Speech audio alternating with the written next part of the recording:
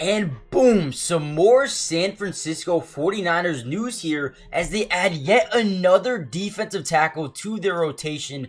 According to Adam Schefter, the Texans are trading defensive tackle Maliek Collins to the 49ers, and this is going to be a very solid move for them again this offseason. In this video, we're going to break down everything you need to know about Maliek Collins, but more importantly, how they are doing so far this offseason, bringing in Jordan Elliott, Gross Matos, Leonard Floyd, Eric Kendricks, and now Maliek Collins. We're going to talk about it all. Before we get in the video though, comment down below a letter grade for all the moves so far that they've done or the entirety of the offseason, as well as subscribe if you're new, join the family, it's free, doesn't cost anything. Let's jump right in and what Maliek Collins brings to the 49ers.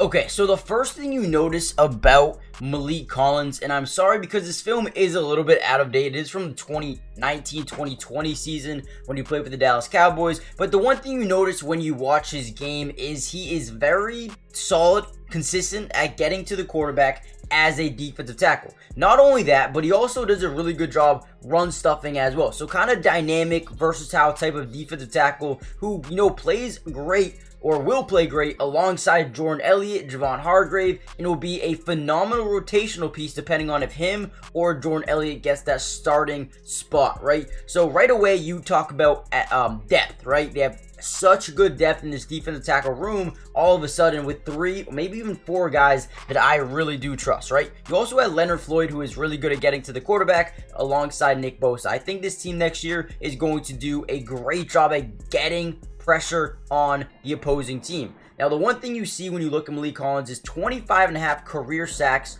over a 8-year period. Not too bad for an interior defensive lineman. That is exactly what you want to see. Now, the one thing that stands out to me in terms of this 49ers team is they ranked 20th. Yeah, 20th in terms of sack percentage last season. So the one thing that the 49ers and Kyle Shanahan wanted to do was bring in guys that are going to do things like this, get to the quarterback. And again, I'm sorry that these highlights are so out of date.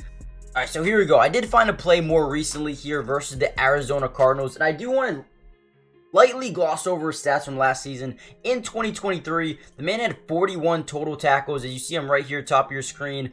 He's going to spin right around the guard into the lane, getting a sack here for or on Kyler Murray. Guys, this is what you want to see out of an interior defensive lineman who does succeed at getting to the quarterback. He's had 2 seasons where he's eclipsed that 5-sack mark, right? Last season was one of them. 2023, 41 tackles, 5 sacks, and 5 run stuffs as well. And then you go back to 2022, had 3.5 sacks with 10 run stuffs. So you can just tell right off the bat, the man has been consistent, plays a lot of the games. Over the last 3 seasons, he's only missed like 3 or 4 games. So he's going to be on the field. He's going to do it at a high level. He's going to get pressure on the quarterback. And that is one thing this 49ers team needed to upgrade is that pass rush.